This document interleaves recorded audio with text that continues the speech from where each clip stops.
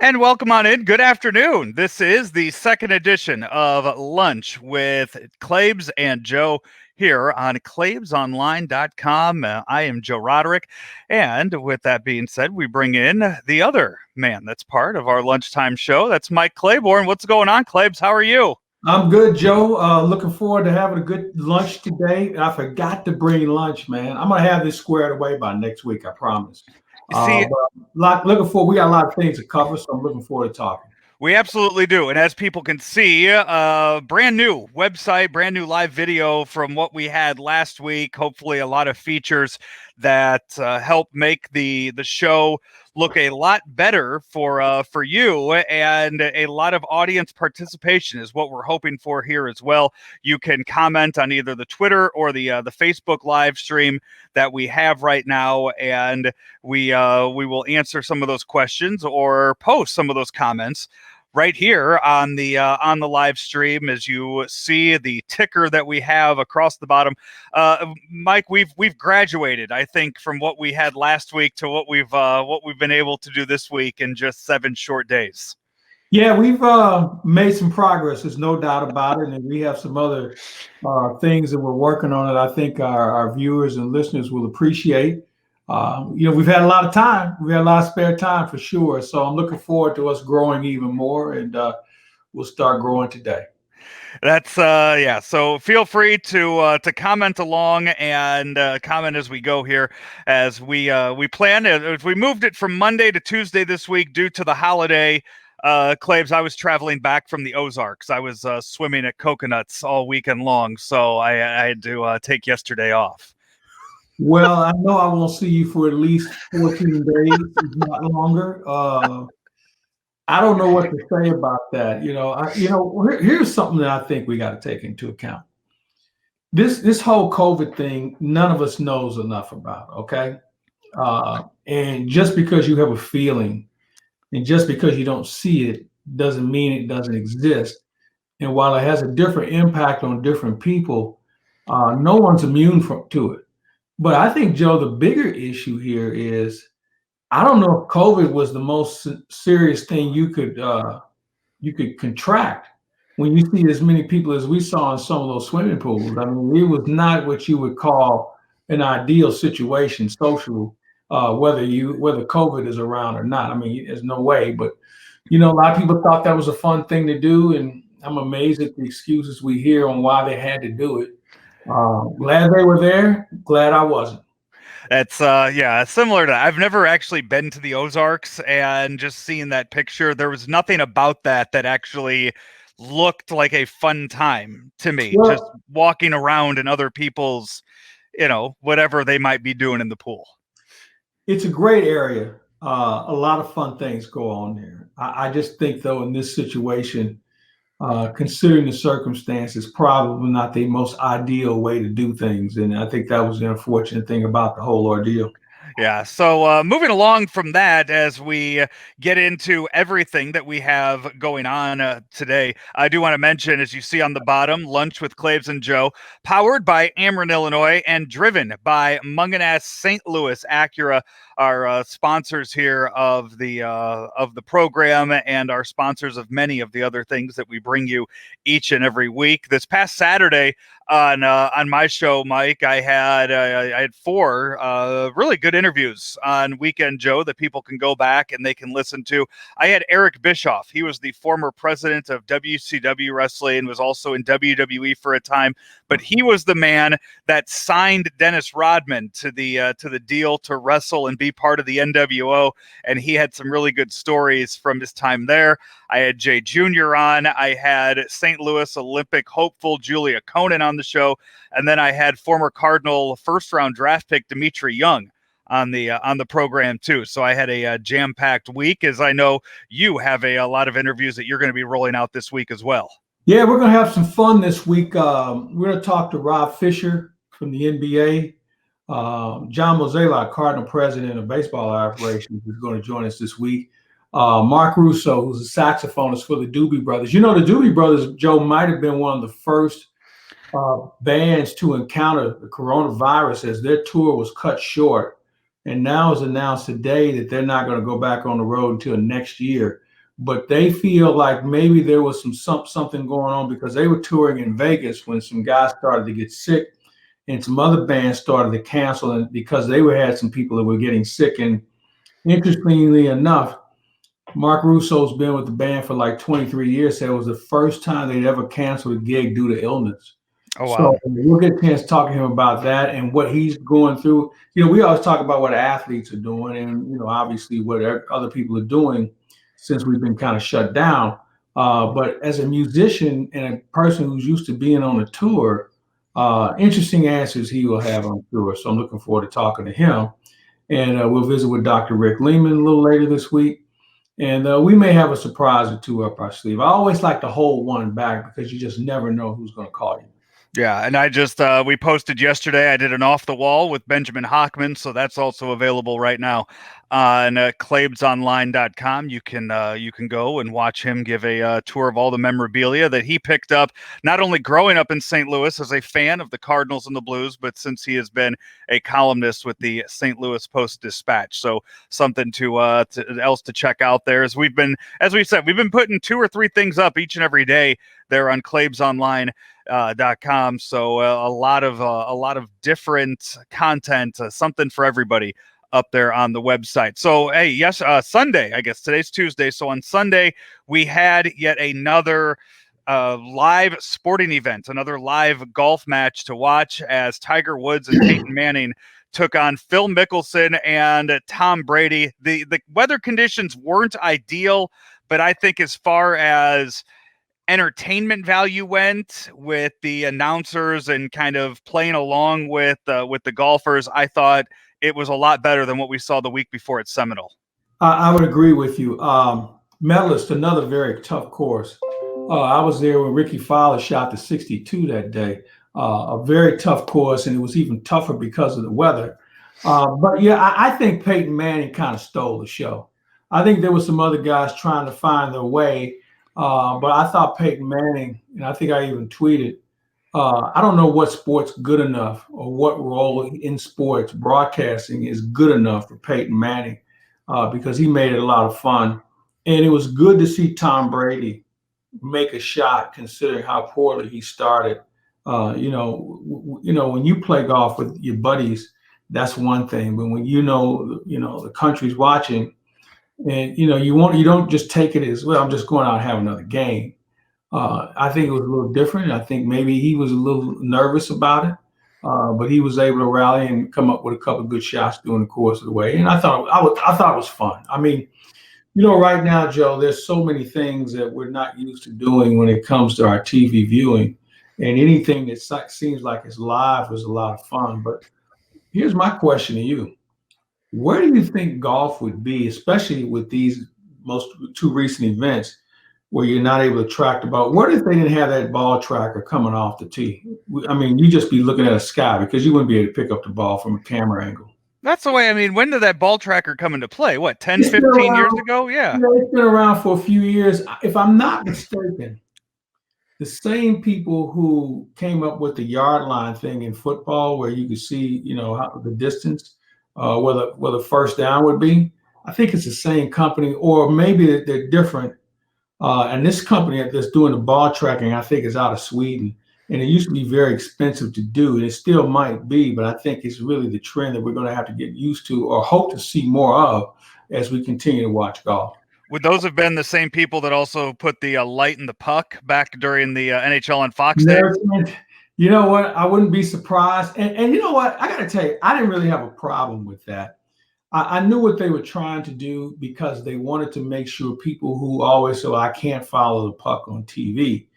I knew it was meant for them, but for the casual hockey fan, they may have thought it was a distraction. But, at that point, you're trying to do anything to garner new fans. I mean, what hockey fan, if you're a real hockey fan, is going to turn the TV off because of the glowing puck? Nobody was going to do it. They just wanted to have something to complain about.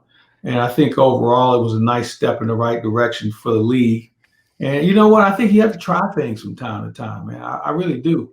I always felt like the NFL should have had some sort of chip or some sort of covering on the football to make sure it actually crossed the plane. it makes sure it actually crossed the line for a first down. I mean, the technology can't be that far away to be able to do it compared to wondering if you have a good camera angle or not. So, just my opinion, but I hope we see more of it. I don't have a problem with technology. What did you think of the trash talk that we heard between Justin Thomas and Charles Barkley? Well, you can't call it a rivalry because Barkley's no good. I think Justin Thomas was trying to find his niche and have some fun. So it was fine. I mean, you got to do things to spice it up. And I'm sure the people from Turner suggested, hey, you guys have as much fun as you can. And they just told Charles, I'm sure, just act like you're on the set for the NBA show. And for Justin being his first rodeo, I think he was trying to find his way also. And you don't know what the relationship is between the two of them outside of that. And we don't know if how often, if they've ever played golf together, if they've hung out, had dinner together. I do know Justin Thomas, an Alabama guy, and Charles Barkley, an Auburn guy. So I'm sure if there is any relationship there, those two have definitely had some words with each other as far as sports go. Yeah, I'm not sure how much they do, though, because Justin lives in Jupiter and Barkley lives in Arizona. So I'm not sure. Maybe they have mutual friends. In the world of sports, Joe, everybody knows somebody. So that could be it. But you know what? For first outing, I thought it was okay. Yeah, and so moving on, we know that golf is starting up again soon. They're going to have some tournaments. They're going to have no fans at these tournaments.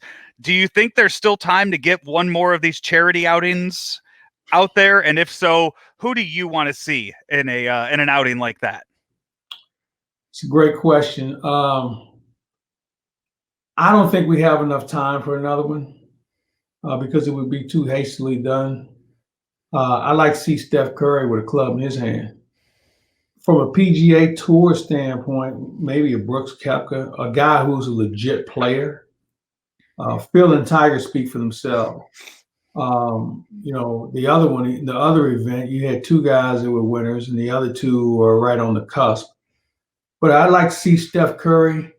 And maybe there's somebody else that's not in sports. Maybe it's an entertainer.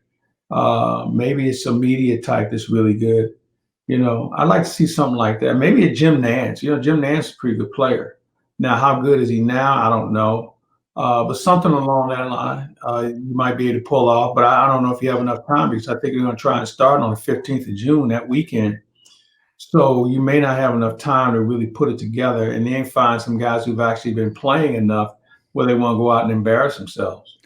Adam Wainwright has been pretty active on Twitter these past few days. He's trying to set up one of these outings on his own as he first challenged Justin Verlander to a one-on-one golf match for charity. But now he's been tagging Fox Sports Midwest in this too, but he is now looking at possibly adding more and more, I guess, former baseball players to this and seeing what they can put on as they wait for the start of baseball.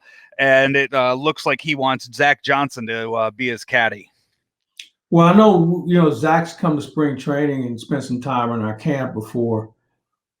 You know what? The only time I really want to see Wayno in a sports event is when he's on the mound. I'm not sure if I'd have a great interest in something like that. And he's the best golfer on the team. But, I thought Brebbia was. I think you can only take it so far. I mean, from a local standpoint, I'm sure fans would get a kick out of it, but I don't know if 18 holes would be something I think I'm going to sit down and watch again because I've already seen it. So if he wants to do it, I'm all for it. I think I can give him 3 to 8 holes, and then after that, I'm going to probably do something else. I did see I did see that Busch Stadium is now open. The facilities are open. They're also opening Jupiter, the Roger Dean down there. So I don't know how much time Adam Wainwright will actually have to get on the golf course with some of these guys. Pitchers always find a way to get on the course. That's his least concern. I noticed he did tag a lot of other pitchers on this. Most of them retired. Mark Mulder, Kyle Loesch, Izzy were a few, but he also tagged Adam LaRoche, Jeff Francoeur, John Smoltz, Nick Punto, and Mark DeRosa. So a lot of retired guys with Adam Wainwright. So probably really a lot of guys his age. Yeah, Smoltzy, I probably not want to mess with because he's a pretty good golfer. He'd need to give you a few shots. Yeah. But again, I just don't know if it's got the real star power impact. Again, if it's a regional thing, or maybe you get guys within the division and play, something like maybe you play somebody from the Cubs. What they should have done is try to have some sort of tournament, a best ball or some sort of tournament between the division, the teams in the division. Keep it central, find a course that they can all get to, and maybe do something like that. But that's really piling on at this point, considering we've already seen this sort of event twice. With the facilities all opening up now, anything that you can share with us? I know you have John Mozeliak coming up later on this week, but anything that you've heard about a timeline with baseball possibly starting, or what the facilities being open even means? Well, that's something that I don't have a definitive answer to yet. I would assume it would be on a limited basis. I know in Jupiter at one point they had the facility open from 10 to 2. And, guys would come over and get in the cage and do things like that. Maybe had some guys that were rehabbing. But I'm not sure how structured it's going to be until the players and the owners get something together. And hopefully we'll hear something on that later today, maybe tomorrow, with regard to the players' response and what the owners presented to them last week. But I think right now they just want to kind of get guys in a semi-baseball mood of just working out. And also it gives coaches or people a chance to get some eyes on some players to see what they look like physically, because they're starting from ground zero. This isn't like an off season where you had your routine and you were in the gym and you were doing this and doing that. You didn't have any of that unless you had a gym at home. So it's a little bit of a different approach as far as conditioning and just how ready they are to go. I spoke with a couple of players recently, and a couple of them feel like they wouldn't need a lot of time. And I asked a pitcher, and he said, I can go 3 innings right now. So if you give them 2 more weeks or 3 weeks of training, maybe you can get into 6. And with a short sprint season, Joe, 6 is probably all you need. That is Mike Claiborne. I am Joe Roderick. You're watching Lunch with Claibs and Joe, powered by Ameren, Illinois, and driven by Munganess St. Louis Acura. We are going to get into some of the NBA and the NHL talk in just a bit. But first, a few words from our sponsors. Hey, Matt Minster here, just chilling with Hank. And we're here with a helpful energy savings tip from Ameren, Illinois.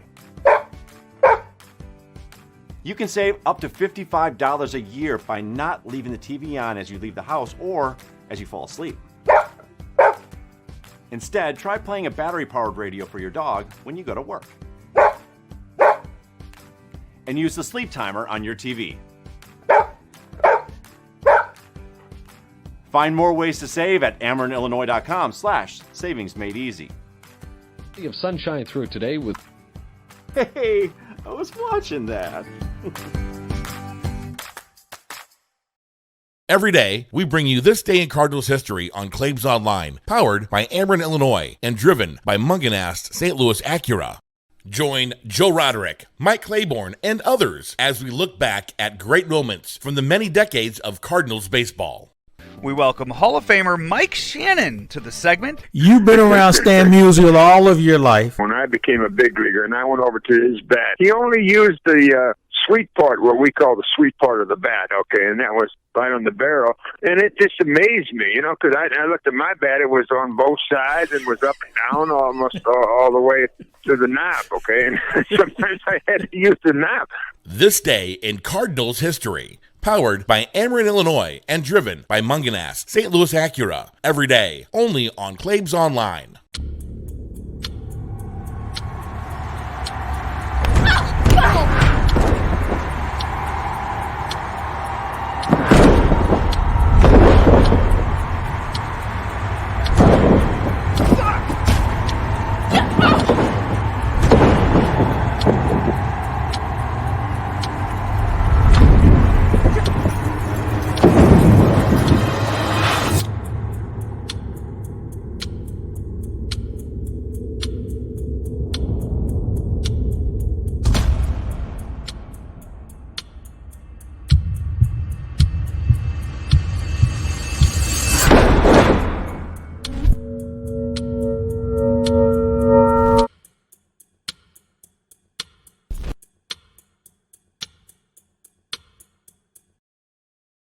Every day, we bring you this day in Cardinals history on Claibs Online, powered by Ameren, Illinois, and driven by Munganast St. Louis Acura.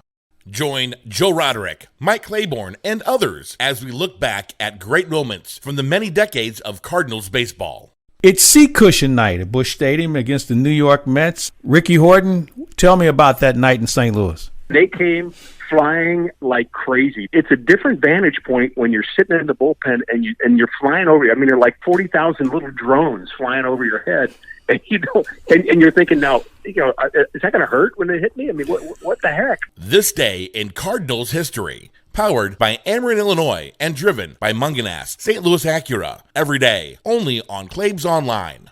Now back to lunch with Claibs and Joe on ClaibsOnline.com. And we're back here at lunch with Claibs and Joe here on ClaibsOnline.com. You're either watching on Facebook or on Twitter, or later today we'll have the audio and the video up on YouTube and in podcast form that you could find on Google, on iTunes, or on Spotify. I'm Joe Roderick. He's Mike Claiborne. And Claibs, as we were talking about before the break, the NBA and the NHL, they both, even though their season stopped on the same day and their postseasons usually end around the same time, it seems for some reason the NHL has things figured out more than the NBA as far as how to get things restarted and an actual plan in place. And it seems like we're going to have an answer from the NHL as early as this afternoon. Well, yeah, I agree with you to a point. I still think that the NHL has some things to work out logistically with regard to the testing and how they, qualify a person. Limiting the access as far as places to play, I think obviously works. I'm anxious to hear what Gary Bettman has to say, because if you listen to some players, there's still some apprehension. Now, that could come from not being as informed as they need to be, because a lot of players may not listen to their union rep as much to really get an idea of what's going on. So I think what they'll do today is outline the initial steps that they feel they need to take, and then we'll see where it goes from there. On the NBA front, I think that that's a different situation with regard to what they're trying to do next, because it sounds like Disney World, and that's something you and I talked about almost a month ago, about the NBA perhaps going to Disney World, which makes a lot of sense for them. They've got the facility, they've obviously got the lodging, they can really control things. And I think, and I said this before, for the pro sports teams, I always felt the NBA was the most proactive and would probably come up with an answer before everybody else. Now, granted, their sport is a little easier to police, less players. You're playing in arenas. You can limit the access compared to baseball and certainly hockey. But I think that the NBA is certainly going to lead the way as far as getting this thing squared away. Yeah, the NHL, when it comes to how they will restart the season, the NBA has thrown a few different ideas out there. The NHL, it seems like they are close to landing on this plan, which has the top 12 teams from each conference qualifying for the playoffs. So a 24-team playoff. The top 4 teams, which the Blues fall in the Western Conference, they get a play-in bye, but they would play the 2 seed, or the Blues are, if they're the 1 seed or the 2 seed right now, they would play a game against the 2 seed, the 3 seed, the 4 seed, just as a round robin, just to stay fresh.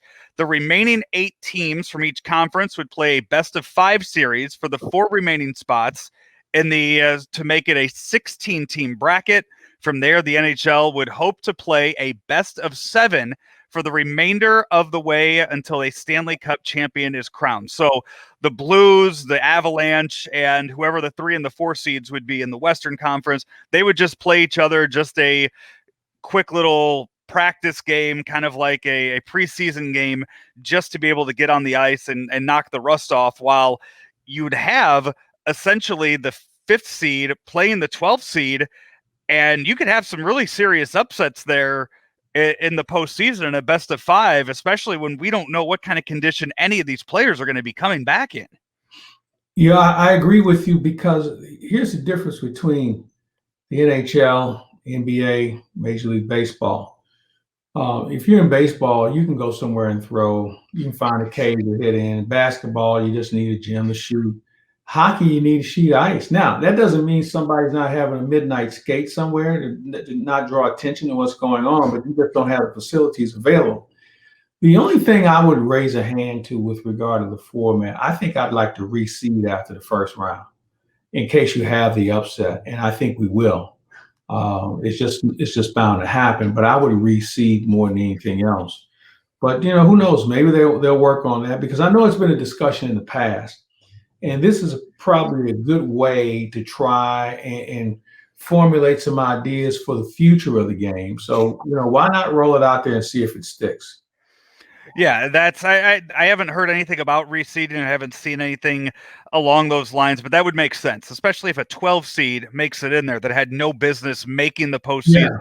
Yeah. It would make sense to give them to the number 1 seed. On the NBA side of things, they have sent out a memo to GMs, to owners, about a few different plans in place, and is not sure if since they will all be in Orlando, if they will just have it be, the 1 seed takes on the 16 seed, reseed everybody, no Eastern, no Western Conference, just the 16 best teams are playing. But there's also talk of bringing in all of these other teams just to play a few games to get the rust off. And today, one of the stars of the NBA, Damian Lillard, came out and said that if that's the case, if they're just bringing in the Trailblazers just to give these teams practice games, he's not going to play. He's going to sit on the bench. He's not going to go into any of the games, because if he's not playing for something, if he's not playing, and right now the Trailblazers were the 9th seed in the Western Conference, that if he has nothing to play for, he's not going to go out there and risk his body. And I would imagine you're going to see that from a few other players. It's just right now, Damian Lillard's the biggest name on a team that in the NHL, if they were going by the NHL rules, would have had a shot at the postseason. Yeah, I see his point, but isn't his point to play because he's getting paid? Now, granted, he makes a lot of money. He figures I don't need the money for that sort of risk. But, you do have a professional commitment. And, it's not the NBA's fault that you're in 9th place. Now, what I think I would do is this. I would get those teams to play a wild card mini tournament to see who gets an at-large bid. How many teams would you have left? Would you have 5 teams left, 6 teams left, something along that line? I would try and put those teams in a quick round, one single elimination tournament, and maybe double elimination, and those 2 final teams are your last 2 teams to get into the NBA tournament. Now we got something to play with. Everybody feels like they have a shot. Yeah, and some of these other the Warriors or some of these other really bad teams in the NBA this year, there might not be a point in bringing them in. That's just more people that you have to test, more rooms that you have to clean at the Disney resorts. It's just there's no reason to bring in all 30 teams in the NBA when, if your plan is to only have 16 or 24 of them make the playoffs, you're just adding extra work for yourself and for other people. Well, they're trying to go with less is better right now. And, we'll see this thing scale down. So your point is valid, where less might be better for the future. So, but I think if I'm Lillard, I have to think about the fact I do have a professional commitment. And it's not the league's fault that they're not as good as he wants them to be. So how do you compare that to what Damian Lillard's saying? How do you compare that to what some of these baseball players are saying, or what they're arguing about with the possible shutdown or I guess the possible restarting of baseball with their salaries? Well, this isn't a perfect scenario for anyone, and everybody's got to take a bite out of this sandwich, I think. And for those who feel like they should go unscathed because it's not their fault, well, hell, it's nobody's fault. Well, maybe 1 or 2, but at the end of the day, we still have a professional responsibility. And for those who want to get selfish and say, I'm taking a big risk, we're all taking a big risk. Okay. That doesn't make any of these players any different than any fan who goes to work every day with a much more dangerous job than he may have. And other people who have situations that certainly are challenging. So I think we have to put our selfish backpack away for a bit and try and look at the bigger picture here. The other thing I would say to them is, especially if you're a younger guy and you say you don't want to run the risk, you can blow out your arm in spring training. But I think this is only 1 year. This is only one portion of a season. So it would be different if this was something we would see in the future as far as the new collective bargaining agreement is concerned.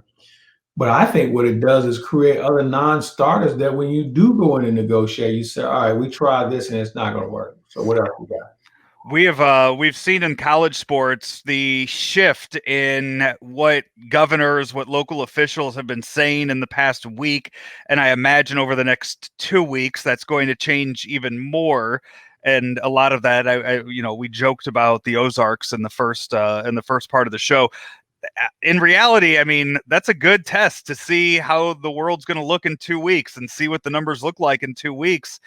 And a lot of stuff might open up, a lot of stuff might close based on what we heard. But colleges, universities that have a lot of money depending on college football starting up in August, it's really kind of back and forth, state to state, private to state universities as far as what they have been deciding so far, what they're saying so far.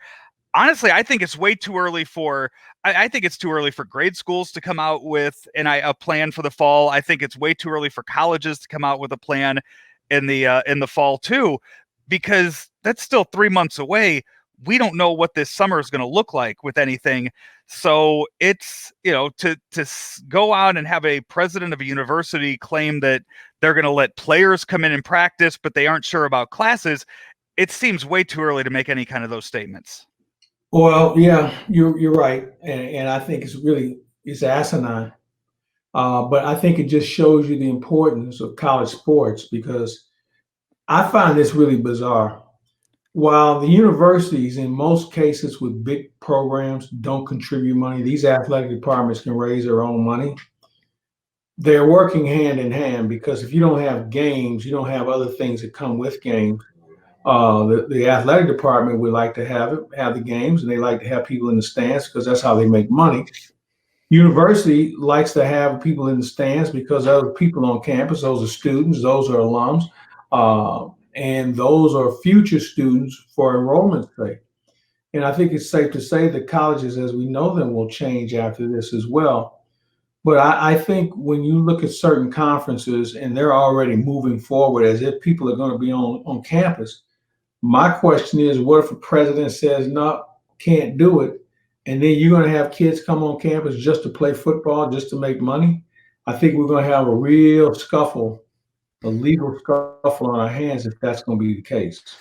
We're sitting here right now. It's May 26th. That first football game isn't going to be until the end of August. It's still there is still so much time in between to make any kind of those statements. It seems way too early to come out and say anything just to have a PR statement out there.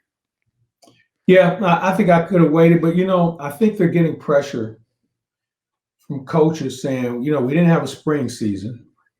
I haven't worked with these kids since the last bowl game, and they feel like they need to get them ready physically to be able to play football.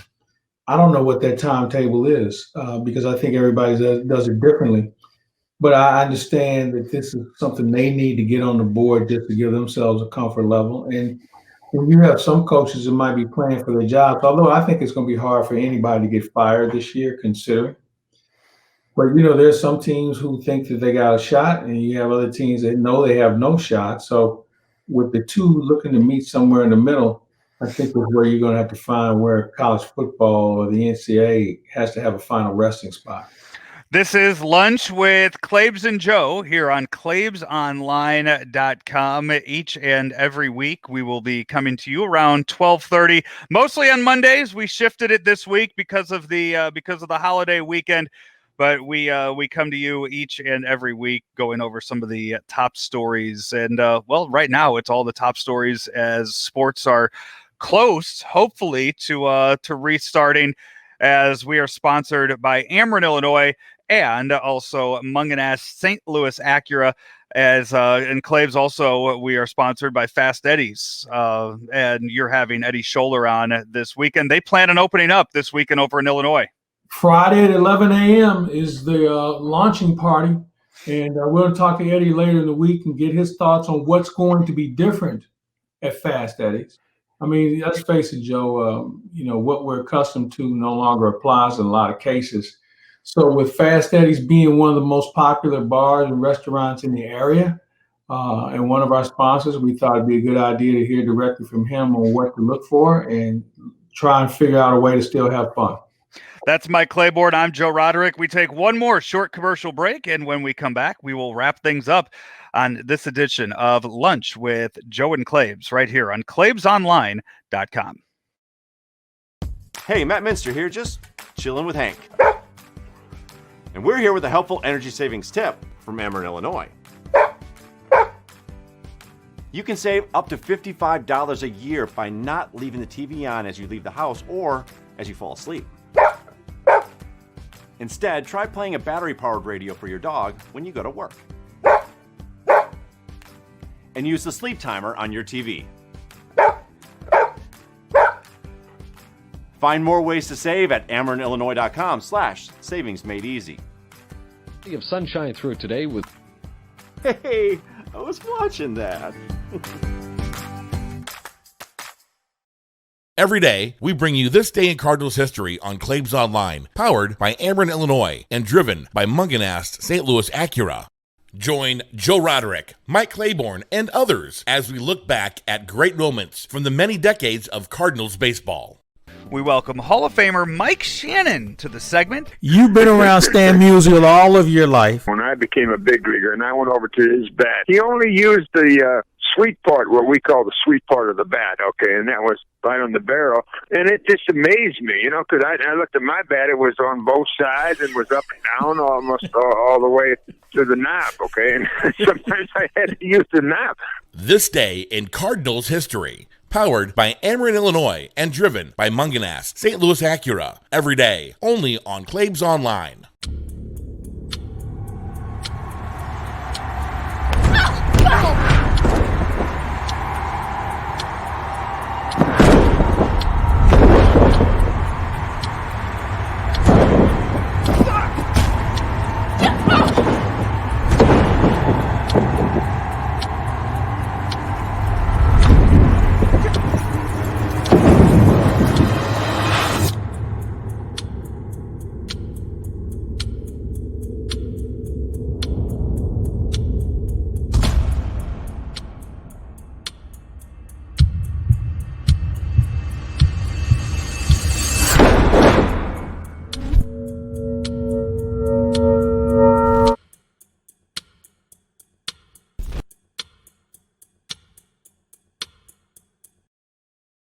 Every day, we bring you this day in Cardinals history on Claibs Online, powered by Ameren, Illinois, and driven by Munganast St. Louis Acura.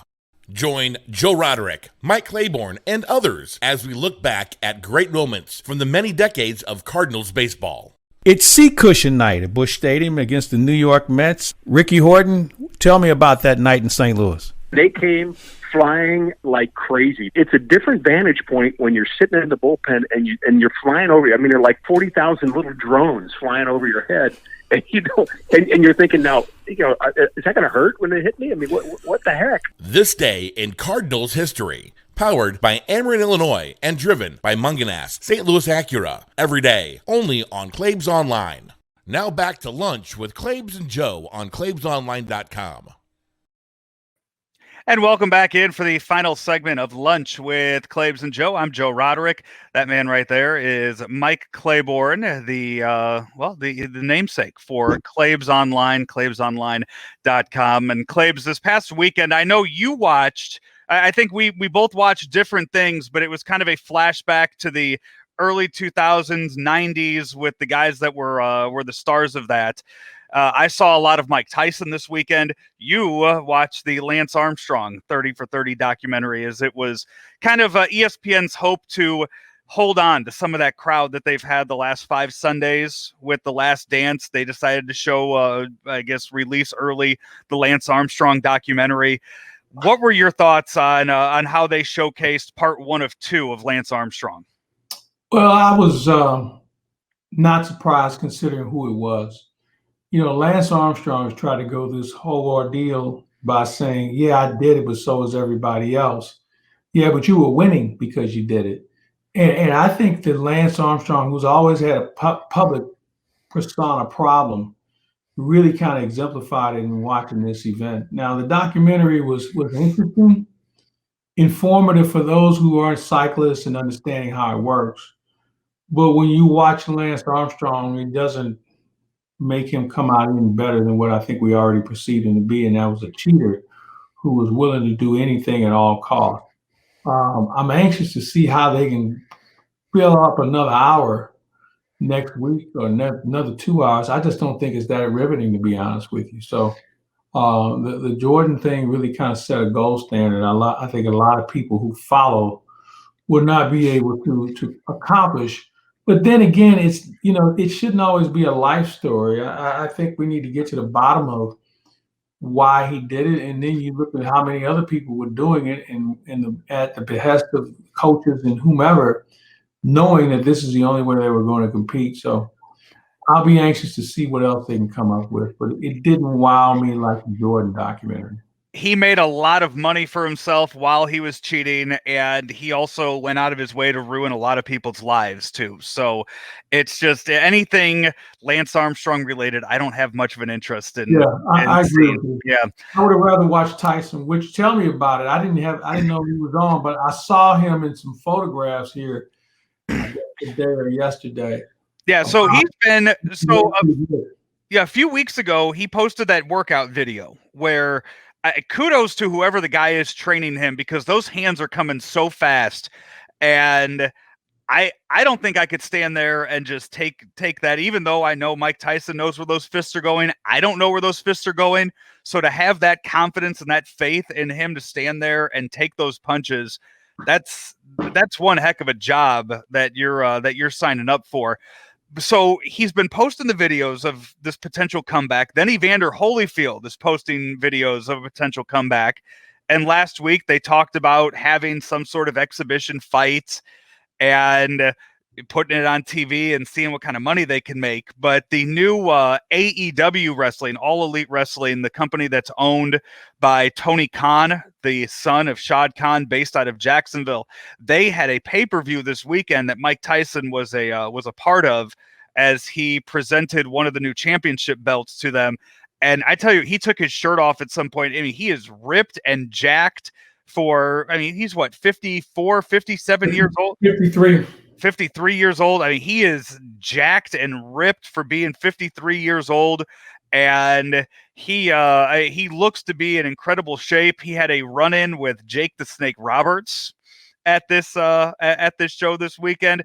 And I know ESPN is showing a lot of his classic fights now. So somehow in 2020, Mike Tyson has put himself back into the news and is relevant once again. Do you have any interest in watching Evander Holyfield and Mike Tyson in their 50s go out and throw punches? I do. I can't. I would watch that. I think it had to be limited, maybe 3 rounds.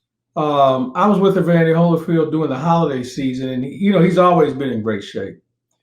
I think if you had a 3 or 4 round event, that would be good enough. One-time shot. I don't think we need to start a senior tournament here.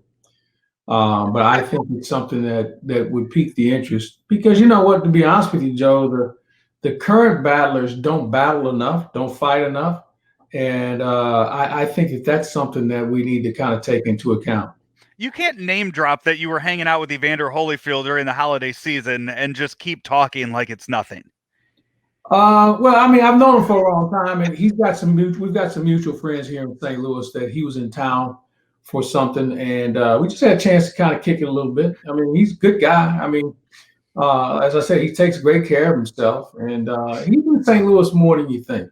I knew I had him on during the Atlanta Super Bowl. I had him on Radio Row, And when he found out that we were from St. Louis, he did mention that he goes to a lot of Cardinal games, that he is up here a lot, and that he had a lot of fond memories of St. Louis. How's his son doing as far as becoming a professional boxer? I'm not sure. I think the first question you have to ask, which son? I mean, Right. this is a man with multiple children, so I'm not sure which one we're talking about here. I knew he had one that was trying to go into pro boxing, even though he told us that he hoped that he made enough money in his career so his kids didn't have to do it, and one just wanted to do it. He saw what his dad did. He wanted to follow in the footsteps. He's got a lot of kids, and he had one son who was playing football. Yeah. But I don't know what the other one's doing. Boxing is such a hard event to get into these days, so. Yeah. And then as I say that, our friend Clarence Gaines comments, that's why they call you the mayor, Mike. You just name drop people like that, just left and right here in interviews and here on Lunch with Claibs and Joe. No interview this week with Clarence Gaines Jr. I don't know what I'm going to do. And you know what? I haven't thanked him enough for what he was able to do because, I've been interviewing people for a long time. And Clarence has been a great friend over the years. No one I've ever talked to, interviewed, was more prepared and more detailed than Clarence. And I hope that showed in our conversations. He didn't leave many stones unturned. And I'm greatly appreciative of what he was able to do in getting the real story out there. Not that there was a story that needed to be disputed, but more along the line of giving more support to what we were able to witness and the backstories that he had, I thought were important. Just to basically sum up everything that was going on in the docuseries. So instead of having Clarence Gaines on this week, we'll have an interview hopefully up tomorrow with John Mozeliak. We'll chat with him. You'll chat with him tomorrow, and then you said Mark Russo of the Doobie Brothers, Rob Fisher from the Memphis Grizzlies, and we'll see what else you have up your sleeve this week as well. I'm on short sleeves, so you just never know. It could be fun. Well, Mike, we appreciate it. Hopefully the viewers enjoyed the new and improved look to our video, as we will be back with you with Lunch with Claibs and Joe again next Monday at 12:30. Mike, have a great rest of your Tuesday. We'll talk soon. I'm bringing lunch next week. Sounds good. I look forward to it. I'm Joe Roderick. That's Mike Claiborne. This has been Lunch with Claibs and Joe here on ClaibsOnline.com, powered by Ameren, Illinois, and driven by Munganass St. Louis Acura, right here again on ClaibsOnline.com.